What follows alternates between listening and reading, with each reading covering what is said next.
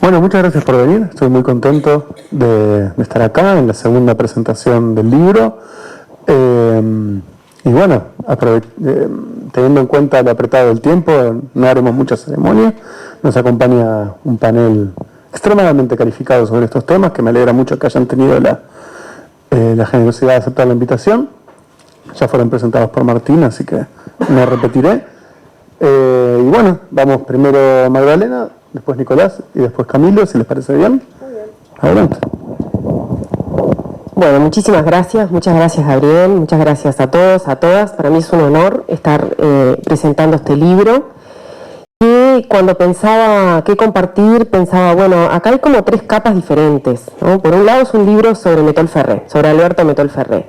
Metol tercerista, Metol gran admirador de Perón, después de haber pasado por el ruralismo, un pasaje no tan fugaz, fundacional del ruralismo. En el 58 se sumó al gobierno, el gobierno herrero ruralista, él fue secretario de Pedro Zabalza, que estuvo poco tiempo, pero estuvo, y fue fiel al desencanto de Herrera, ¿no? Estuvo poco allí. Metol no transó con el ruralismo cuando se sintió defraudado por su proyanquismo, y algo similar le pasó con el herrerismo después de Herrera, ¿no?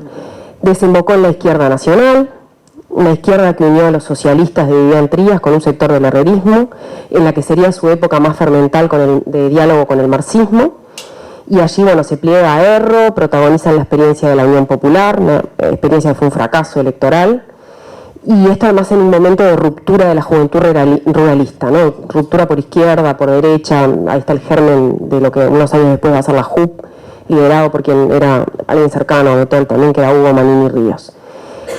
Es alguien que tuvo participación protagónica en la fundación del Frente Amplio, alguien que se horrorizó bastante con la radicalización de la izquierda, que mantuvo siempre un activo anticomunismo, alguien que disputó el legado del Concilio Vaticano II con una posición que terciaba entre el integrismo y la teología de la liberación, que se refugió durante la dictadura en las redes transnacionales católicas, que devino en teólogo, en cuadro del CELAM, aliado con figuras bastante conservadoras, siempre ubicadas enfrente de la vereda del progresismo católico, que tuvo además una posición relativamente indulgente con los militares, y cuya influencia en los ambientes católicos no se tradujo tanto en el escenario uruguayo, ¿no?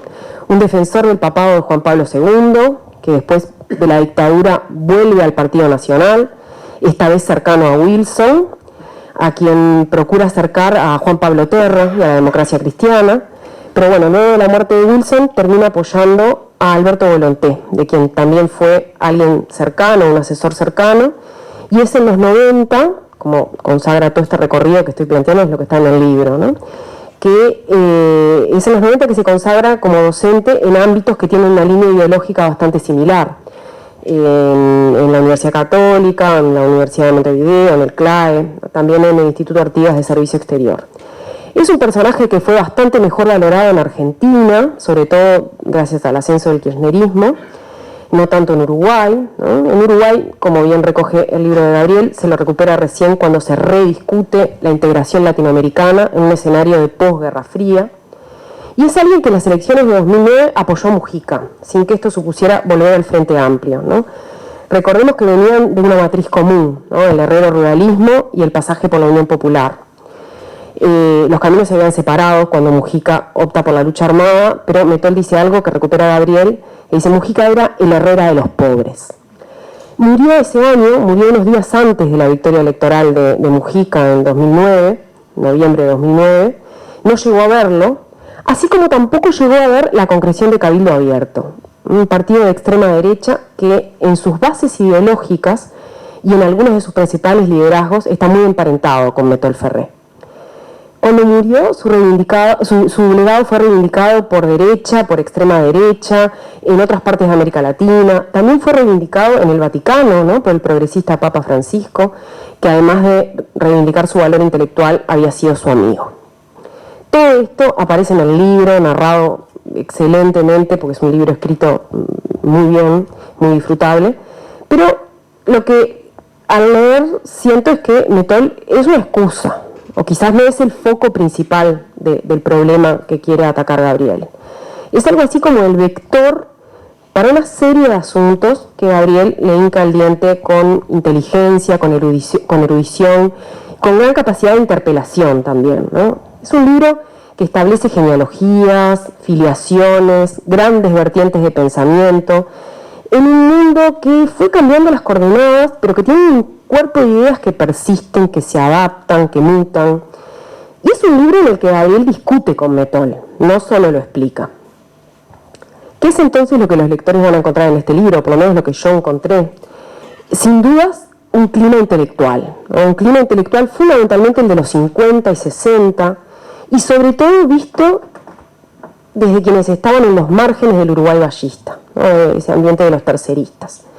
Todo un periodo que, como maravillosamente relata el libro, no se termina de entender sin el peronismo, sin el varguismo, sin el franquismo y sin ir incluso más atrás, sin los intelectuales y las experiencias que defendieron una idea de Indoamérica, Haya de la Torre, el APRA, entre otros, sin la emergencia de los nacionalismos de los 30, sin el latinoamericanismo y el estilo conservador de Rodó, sin las ideas de la América mestiza de Vasconcelos, sin el hispanismo de Ramiro de Maeztu, sin Falange, sin la fuerte presencia que tenía Falange en el Río de la Plata, no solo en Uruguay en los 30, sin Ortega y Gasset y sin otros intelectuales de la generación del 98 española. Entonces es un clima intelectual, eso está muy bien narrado y es muy apasionante, ¿no?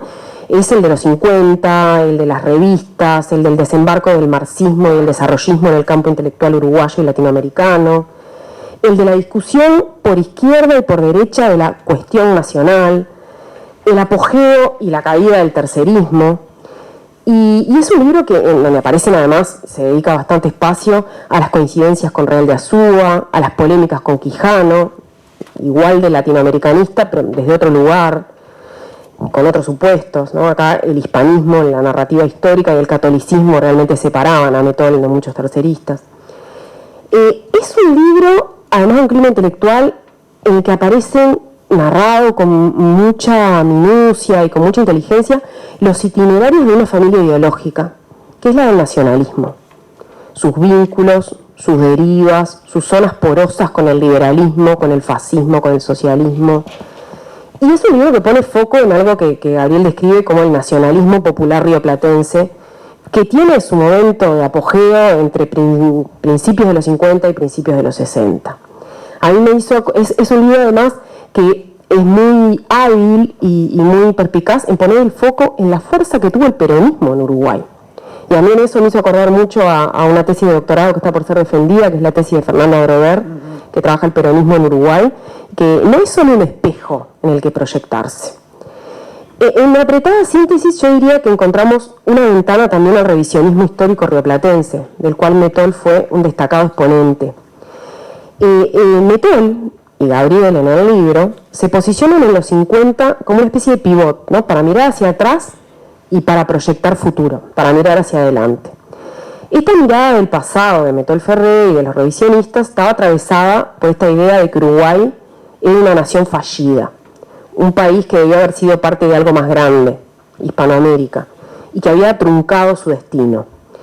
Hay toda una explicación que es muy larga, pero en realidad es muy corta, ¿no? Es esta idea de que, bueno, con el agotamiento del modelo agroexportador, ya a fines del 19, principios del 20, y este recambio hegemónico que se da, caída de Gran Bretaña, ascenso de Estados Unidos, con una economía que es competitiva, que no es complementaria de la uruguaya, aparece una crisis estructural, una crisis que se va disimulando por las guerras, por las guerras mundiales, por la guerra de Corea, pero que en este momento de los 50 no hay Cristo que no diagnostique que el Uruguay está en crisis, ¿no? Y entonces es una mirada muy crítica a la apuesta del Uruguay, que en realidad es una apuesta latinoamericana, pero es crítica en cuanto a Uruguay por una cuestión de tamaño, de escala, que es la apuesta de la industrialización. Dice, bueno, esto está destinado a fallar. Las palabras de Mettol son: Uruguay tiene que aceptar su destino agropecuario. La posibilidad de la industrialización en todo caso vendría por la alianza con sus vecinos grandes, con Argentina y con Brasil, pero no como una apuesta propia, ¿no? Esto aparece muy bien narrado, las discusiones, la mirada de la crisis, luego en los 60 todo el desarrollo de la mirada geopolítica. Ahora bien, en tercer y último lugar, es un libro sobre Mettol, es un libro que aparece todo esto, ¿no? El clima intelectual, toda la deriva del nacionalismo, el revisionismo histórico, pero en realidad este no es un libro estrictamente sobre el pasado, ¿sí? Más bien yo diría que es un libro hecho desde una serie de urgencias, de interrogantes, de cuestionamientos desde el presente, con curiosidad intelectual y con mucha intención política. Yo diría más, este es un libro como para mirar hacia adelante. ¿Cuál es el misterio por el que se pregunta Gabriel de la Costa en este libro? El nacionalismo y sus derivas claramente no es un misterio. Tampoco el itinerario intelectual y político de Mettol. Yo diría que es un libro que alerta sobre una línea de pensamiento que se ha soslayado, que se ha ignorado, que se ha banalizado demasiado para la importancia que ha tenido, sobre todo en este siglo XXI. Quizás lo insólito, el misterio, es la centralidad de las ideas de esta corriente en amplios sectores de la izquierda actual.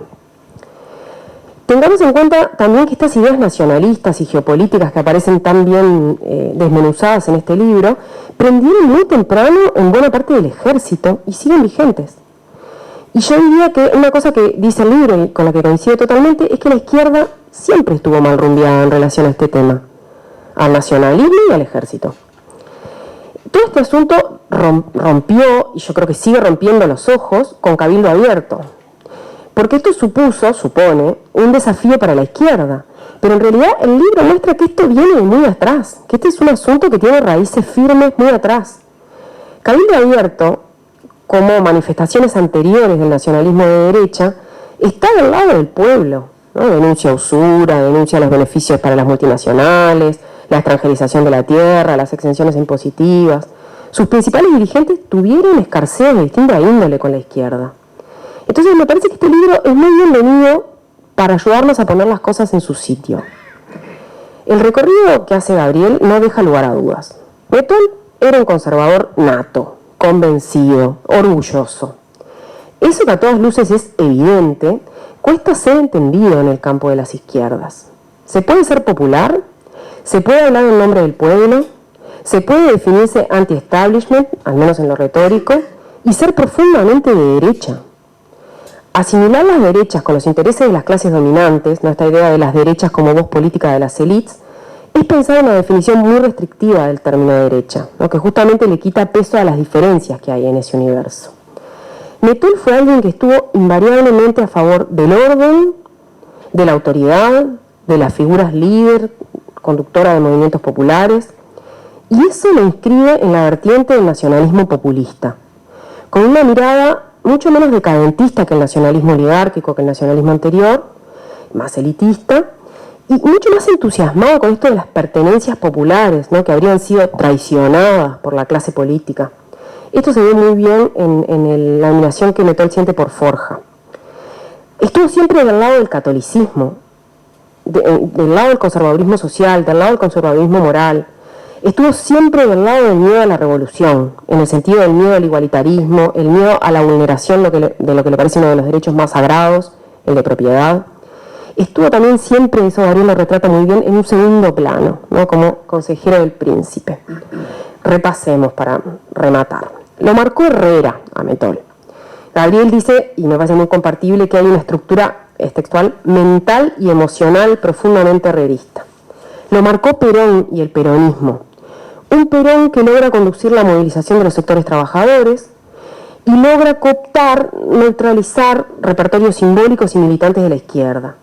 Un Perón que logra darle un carácter popular al nacionalismo oligárquico, muy similar a lo que quiso hacer Nardone por idea del terrateniente Domingo Bordaberry, que se vio venir un escenario complicado a principios de los 40 cuando el despegue sindical y el regreso del vallismo. Y Mettol estuvo siempre mucho más cercano a la concepción de la derecha peronista, que identificaba como verticalista.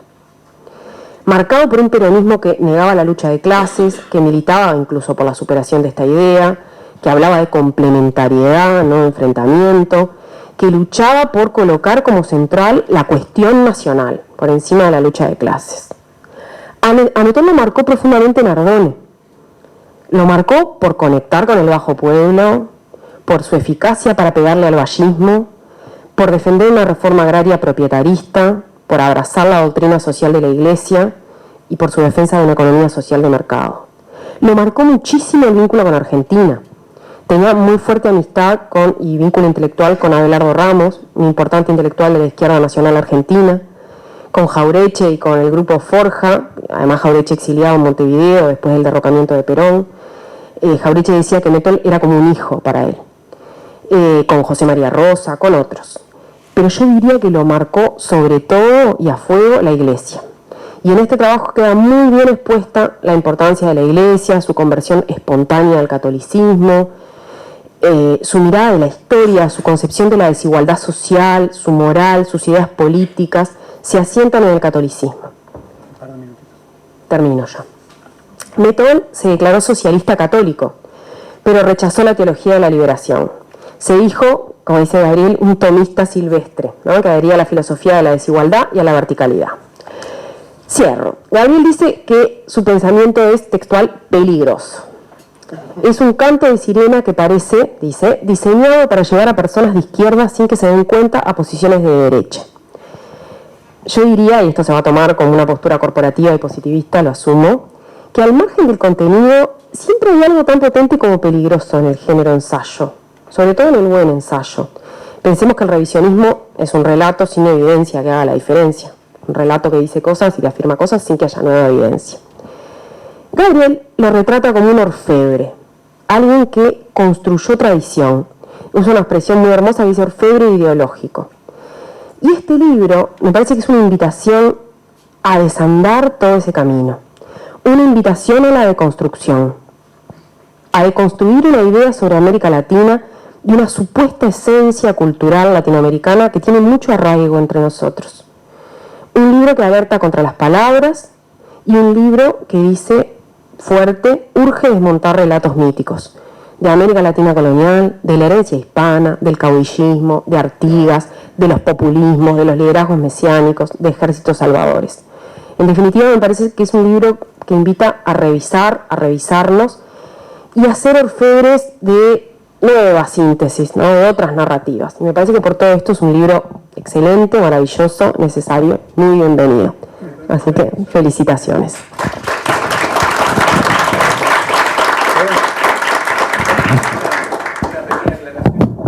Al final capaz podemos hablar de tocarlos. Eso es lo que dijo ella, cortito.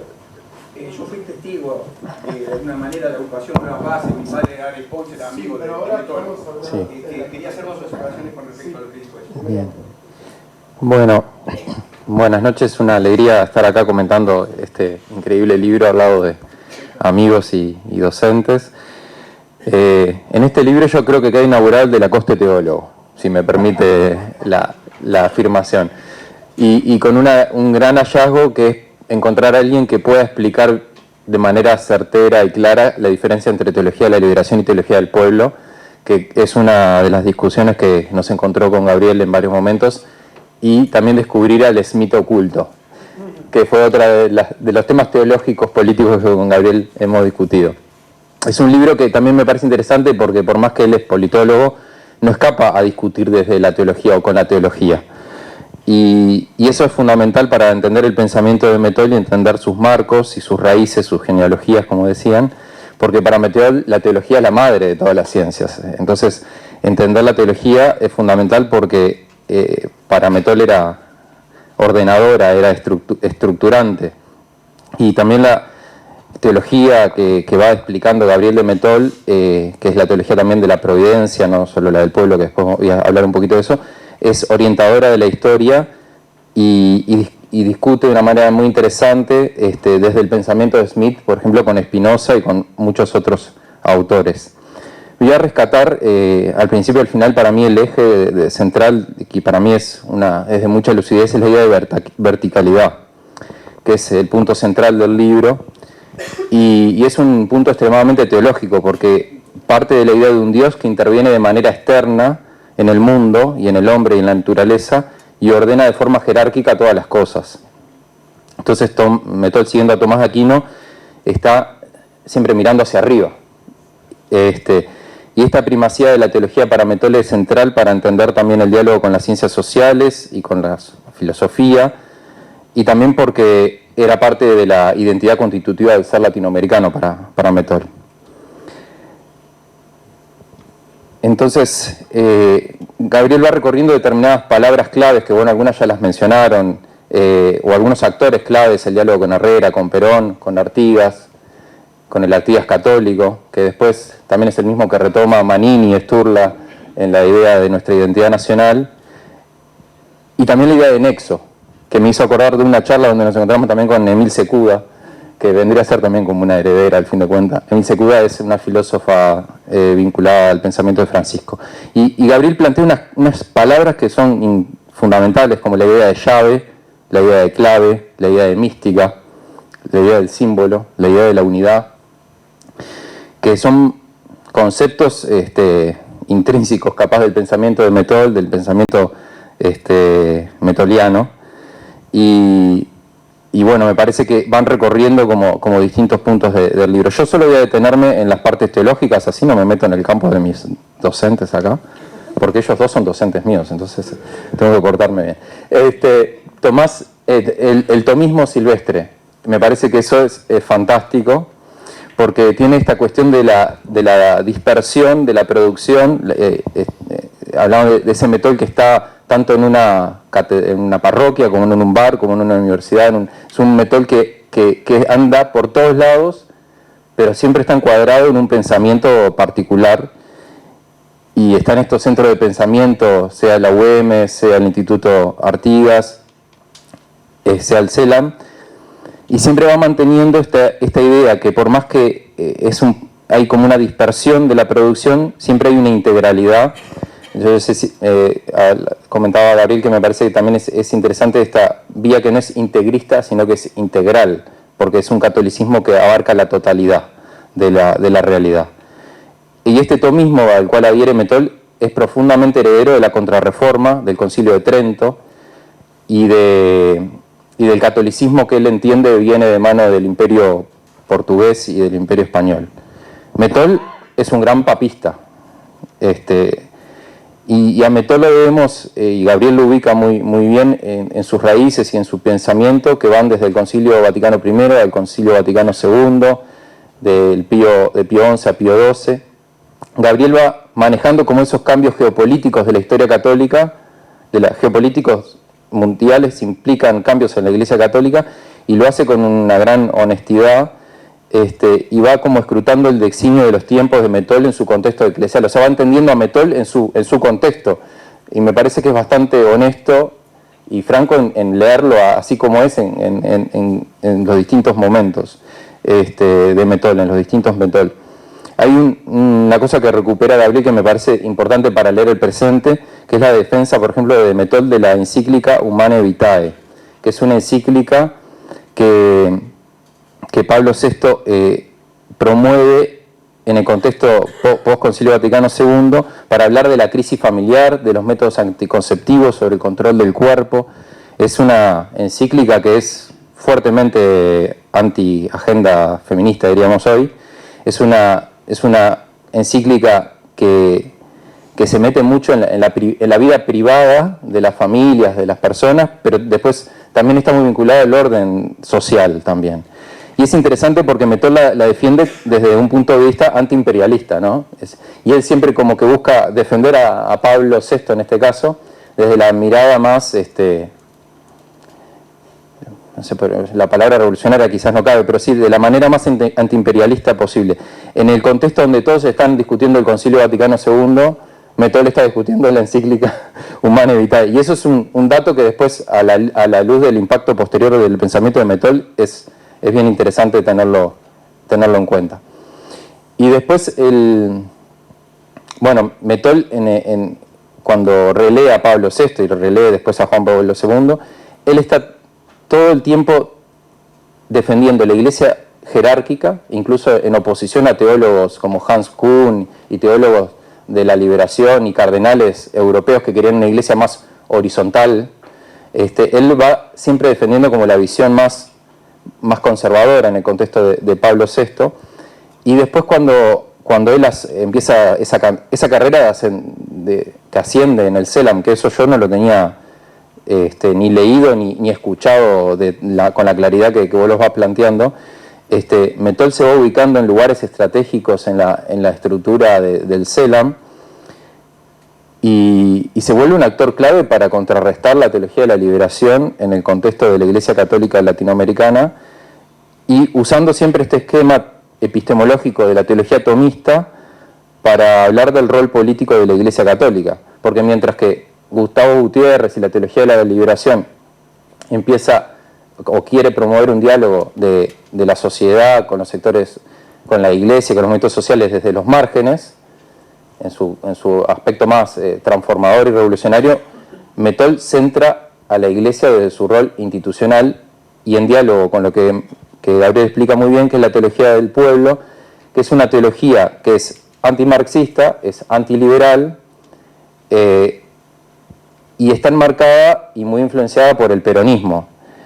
Es una teología que surge propiamente en el contexto argentino y que también es propio de un movimiento que ciertos sectores de la Iglesia Católica Argentina tiene, que uno de sus otro promotor, digamos, es Gera, Lucio Gera, y que en un momento tienen como una afinidad Gera más con la teología de la liberación, con el movimiento de los sacerdotes del tercer mundo, pero van corriéndose hacia una línea más antieuropea, popular y nacionalista y antimarxista, digamos.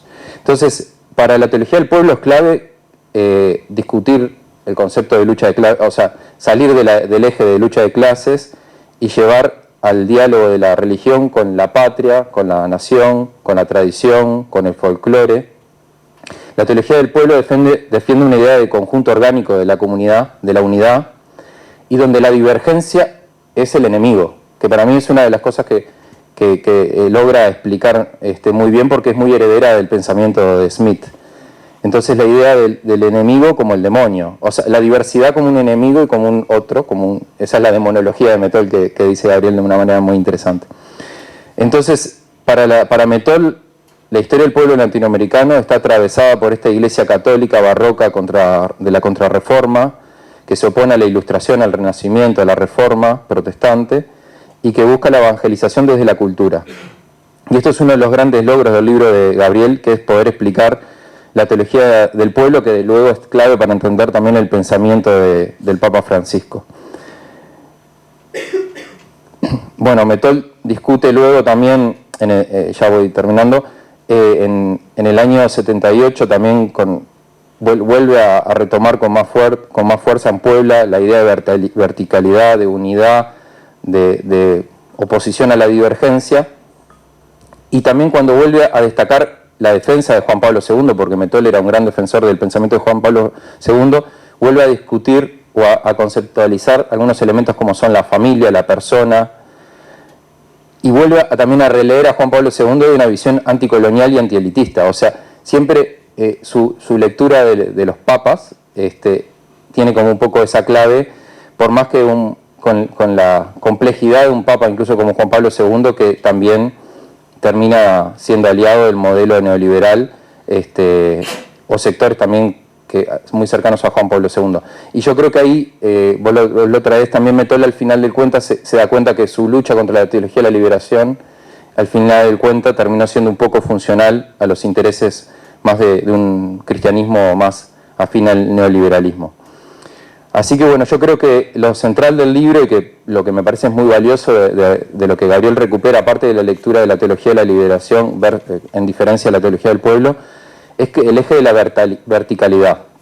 Porque la idea de verticalidad, que es central para el pensamiento de Mettol, nos ayuda a entender al Mettol católico y al Mettol secular. Y eso nos permite entender también a los católicos o a los nacionalistas, que son verticalistas o horizontalistas. O sea, es una clave interpretativa que para mí es muy buena y que también permite entender los vínculos del pensamiento de Mettol tanto con la izquierda como con la derecha. Entonces yo creo que esas preguntas sobre la verticalidad y esa clave interpretativa de Mettol a través del descubrir al Smith oculto, me parece que es un gran hallazgo. Así que felicitaciones por tu tratado teológico. Bueno, ¿se escucha ahí? Sí. Bueno. Primero, Gabriel, muchas gracias por la invitación y es una cosa preciosa compartir este momento contigo, con Magdalena y con Nicolás. Mis palabras no van a ir por el camino de la teología, porque cada vez que tengo alguna duda le pregunto a Nicolás, ni voy a entrar en el terreno de la discusión historiográfica, no. Pero elegí para pensarlo, para pensar cómo transitar algún asunto, algunas cosas sobre pensar el pensamiento uruguayo en clave más de pensamiento político, obviamente situado históricamente y en algunos diálogos. Pero primero les invito a leer el libro. La primera vez que leí este libro, y digo la primera vez porque lo he leído 2 veces, la primera vez que leí este libro lo leí en un correo electrónico que me llegó y lo abrí. Y me invité a leerlo rápidamente, empecé a leerlo con muchas ganas, particularmente a partir de, valga la redundancia, de un punto, el 1.1 en el capítulo que se llama La Cuestión Nacional, que tiene el provocativo nombre de Valle ha muerto. Bajo ese nombre empieza a decir algo así como: había una vez un país pequeño, ilustrado y feliz, ¿no? Empieza a narrar el Uruguay vallista. Yo creo que los buenos libros tienen una cosa interesante, que es que arrancan bien, ¿no? Hagan memoria de los buenos libros que han leído, que arrancan bien y que invitan a ser leídos. Y rápidamente pensé en esa extraña coincidencia. Valle muere el 20 de octubre del 29, 4 días antes del crack del 29, y hacía 9 meses había nacido Metol. Metol nace el año que muere Valle. Lo retomaremos al final. Un poco de las muertes y qué nos dejan pensar sobre los legados de los muertos. Yo creo que la perspectiva de lo que quería conversar tiene que ver con esta manera de mirar este asunto, desde encuadrar el pensamiento de Metol en el pensamiento uruguayo en general, de la historia intelectual del Uruguay en términos de algunas ideas y algunos debates, y también en una cosa que creo que Metol tiene un lugar. Creo que pensar la historia intelectual del Uruguay sin pensar a Metol en un lugar relevante es un asunto complicado, y que Metol y una generación, ¿no? De varios, que a su vez pensaron el Uruguay en clave internacional. También me parece que en eso tiene un asunto. Creo que este es un libro que nos propone pensar sobre cómo articulamos o cómo las generaciones articulan su interpretación sobre el pasado, sus cuestiones del presente, en esta cosa de pensar el pasado como una conversación desde el presente sobre lo pasado, y que tiene muchas discusiones sobre el futuro, ¿no? En la primera página, Gabriel trae una cita de Metol, cuando Metol dice, citando a Herrera en el texto que es sobre la Triple Alianza, citando a Lamas, una cita que originalmente está en francés, que dice que, bueno, presagiando el fin del Uruguay vallista, digamos que comienza el caos, ¿no? El final del libro de Metol Ferrer retoma esa misma idea y dice: en realidad lo que ahora se viene es la solución, porque un poco lo que Metol trataba de buscar era, bueno, ¿qué hacer con el Uruguay después de la crisis del Uruguay vallista? Ese libro analiza esa discusión, que es la discusión este libro analiza la discusión, una larga discusión que en el Uruguay se tiene sobre el Uruguay como proyecto y de los proyectos políticos que habitaron el Uruguay, proyectos colectivos que estuvieron en cuestión y en distintos momentos, generalmente momentos críticos, y es una reflexión y un análisis de esos debates. Pero también me parece, y creo que esta es una cosa muy linda que el texto tiene, que se integra esta discusión, o sea, que pretende de alguna forma que esa discusión sobre estas discusiones que él ilustra, de alguna forma Gabriel coloca: este es un capítulo más en esta discusión, ¿no?, sobre el Uruguay. Discusión que tiene temas, que tiene problemas, que son recurrentes, que tienen que ver con las crisis, que tienen que ver con cómo nos entendemos, cómo nos pensamos, cómo entendemos el pasado, cómo nos pensamos críticamente, cómo revisitamos, resignificamos y redefinimos esos problemas. Entonces me parece que ahí la actualidad del texto y de revisitar el pensamiento de Metol es un gran aporte a esta conversación larga, que me parece súper relevante, y me parece que en algún momento tendríamos que juntarnos a pensar por qué rediscutir a Metol hoy tiene tanta actualidad. Creo que se responde con una gran cantidad de cosas que señaló Magdalena de lo que estamos viviendo en la actualidad. Igualmente, me parece que a veces en esos gérmenes que uno encuentra en el pensamiento de Mettol o en el uso político que distintos actores hacen del pensamiento de Mettol, también está un poco la oportunidad de esos actores de tomar cosas de Mettol que obviamente si no estuvieran disponibles no serían posibles de tomar. Digo esto también porque ahí hay un ejercicio que es complejo, que es mover en el tiempo algunas cosas del pensamiento de Mettol que están ahí. Me parece que es un texto que se centra en una discusión clave sobre la teoría política también, y de cómo se ha discutido la política en el Uruguay, y me parece una cosa súper interesante. La clave schmittiana me parece un asunto muy importante. ¿Por qué? Porque no solamente se identifican las visiones sobre la política doméstica que tiene Mettol, sino también con el Uruguay como problema. Carl Schmitt, como pensador político, siempre tiene la noción de la política como conflicto, y como un conflicto que nos puede eliminar, que pone en cuestión la existencia, ¿no? Esa lucha en el pensamiento mettoliano tiene una cosa interesante que el libro trae, y que coloca el asunto de lo religioso como una forma de conciliar esas dicotomías o esas enemistades. Este es un libro de otra época también, que me parece interesante. Yo lo empecé a leer con mucha voracidad, y me pasa que, claro, hay cosas que seguramente Nicolás puede entender mucho mejor, y que para mí la discusión teológica... Hay que leerla 2 veces. No, ni leyéndola 2 veces hay cosas que no conozco como para tener un juicio. Tengo que darlas como dadas, ¿no? Pero me parece súper interesante. Creo que también hay una crítica muy fuerte a la academia, que nos cabe, por lo menos me cabe a mí desde el lugar en el que me dedico a trabajar, y que es un libro que abarca muchos temas, mucho tiempo, y de una forma que quizá en la forma en la que se produce conocimiento o se intenta producir conocimiento desde otros espacios institucionalizados, tendría discusiones. Y creo que esa forma es la que va generando esas múltiples conexiones.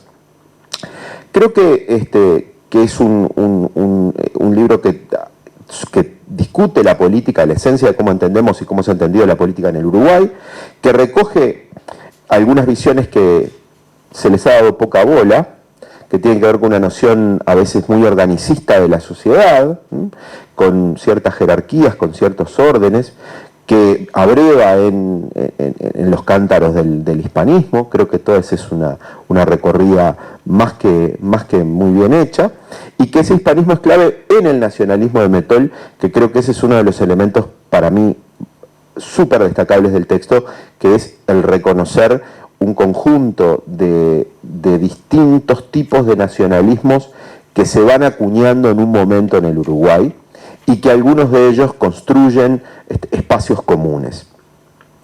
¿Por qué? Porque me parece que esta forma de traer el asunto del nacionalismo como una zona polémica de encuentro entre izquierdas y derechas es un asunto súper clave, que también discute mucho el carácter de Mettol haciendo historia. Me parece que, como bien decía Magdalena sobre los revisionistas, Mettol lo que está haciendo, está usando la historia para otras cosas, ¿no?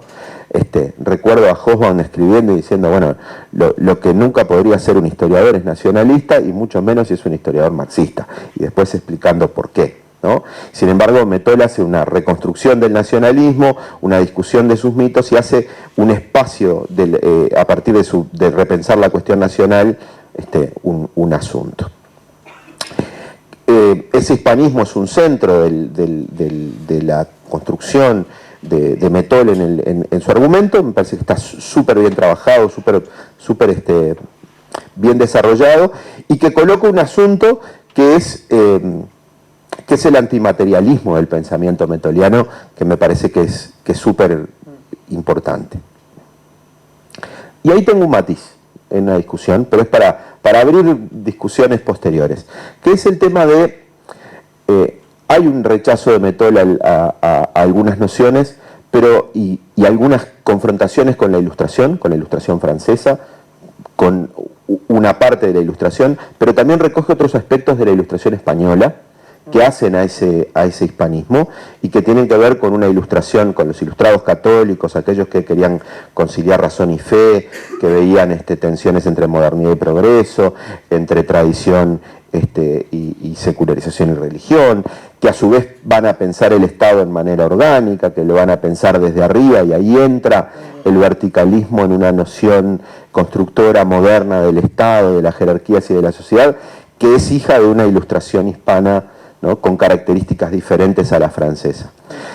Y me parece que un elemento también clave en la narración es la maestría, el lugar de maestro que mostrás de Herrera en el pensamiento de Mettol, en la acción política de Mettol, pero también cómo se desmarca y se escapa de Herrera de una forma muy hábil.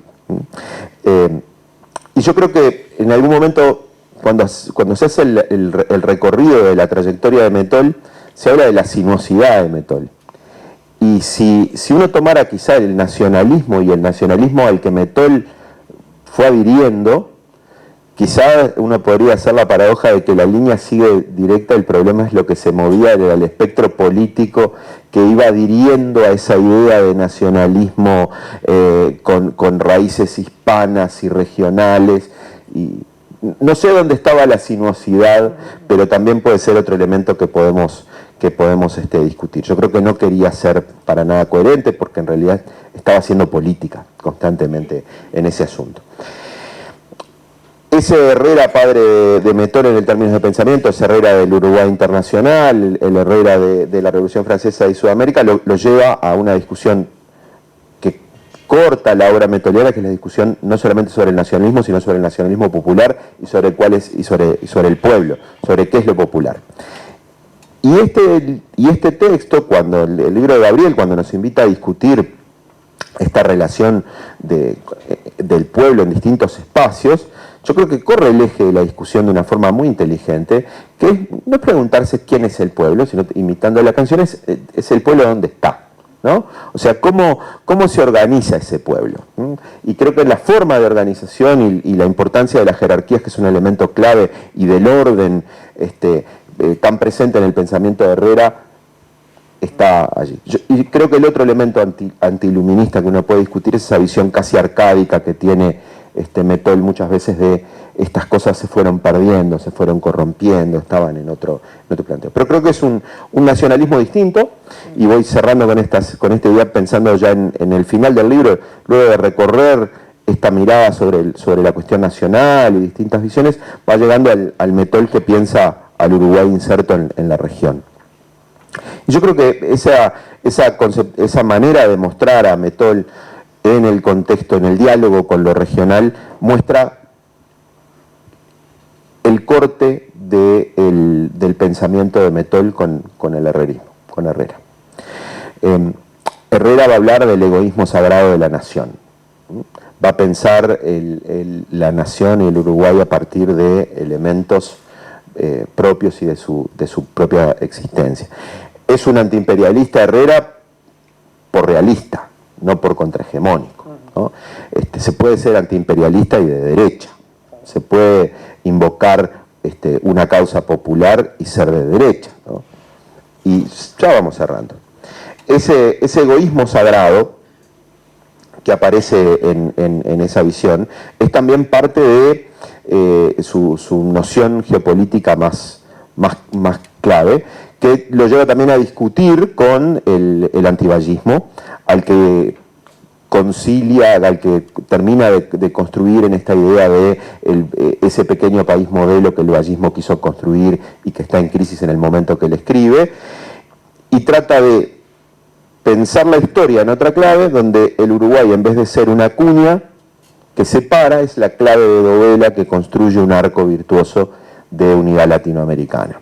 Y ahí es donde rompe, yo creo que vos lo mostrás muy bien, con el nacionalismo herrerista, pensando el sustrato de esa unificación en clave geopolítica, que por un lado tiene elementos realistas, muy pragmáticos, y por otro lado elementos identitarios, ya ahora en clave de patria grande, y ahí genera Mettol, yo creo que una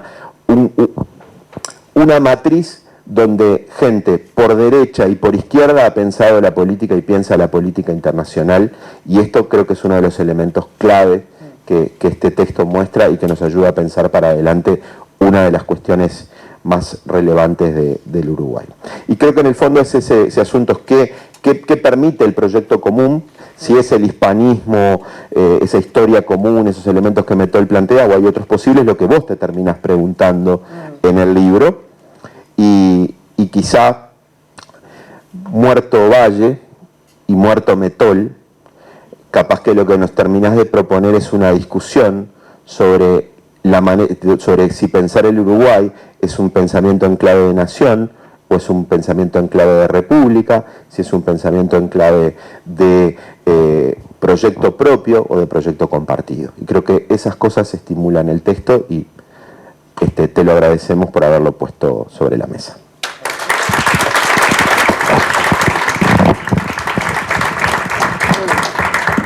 Muchas gracias por estar a estas horas impropias discutiendo sobre Metol. Me quedaría conversando 1000 cosas, pero cierro la intendencia. Y adelante, si queréis decir algo. No, hacer un pequeño comentario. Me pareció muy interesante las exposiciones de los tres que hicieron. Tuve la suerte, o porque Dios quiso, depende de qué punto de vista lo mire, de haber participado de algunas tertulias que mi padre me llevaba de chico. Mi padre era amigo de Metol, de Tucho. Mi padre era Roberto Aresponce, el historiador uruguayo Roberto Aresponce.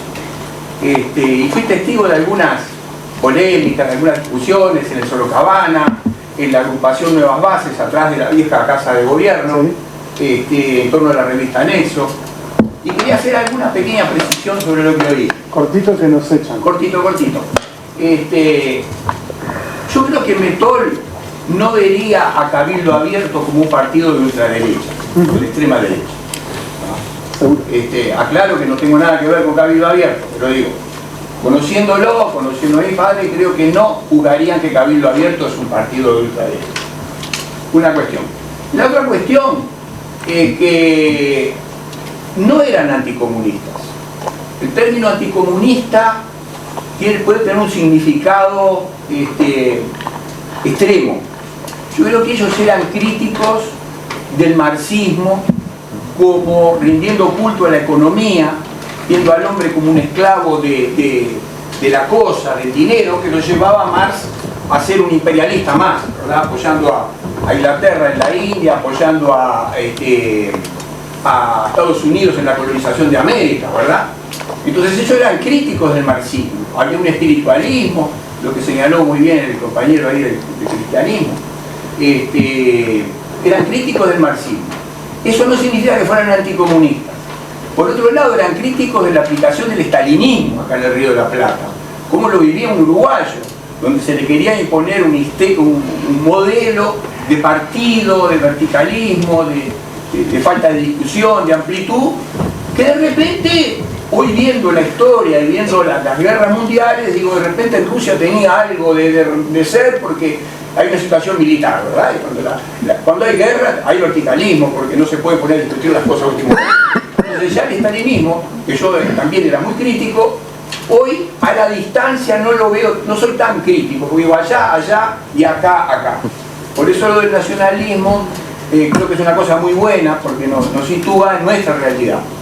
Y es brillante este trabajo que tú has encarado y ellos haciendo la crítica, porque Uruguay es un país donde no se enseñaba historia. Uruguay es un país donde la enseñanza de la historia ha ido decayendo, en vez de mejorar ha ido decayendo. El otro día en una discusión, y termino acá, en el Día del Patrimonio con un profesor de la Facultad de Derecho, le digo, pero cuando José Valle Ordóñez le quería poner a la Navidad, el Día de la Familia, me borraba 6.000 años de historia. Antes de Jesús de Nazaret, 3.000 años de historia escrita y 3.000 años de transmisión verbal. O sea, me estaba creando monos con escopeta. ¿Qué es lo que tenemos hoy? Es lo que hemos ido sembrando, monos con escopeta. Esto es resultado de 150 años de manejar el sistema educativo, el Partido Colorado y el Partido Socialista. Es mi punto de vista. Disculpen. Te aclaro un pequeño detalle.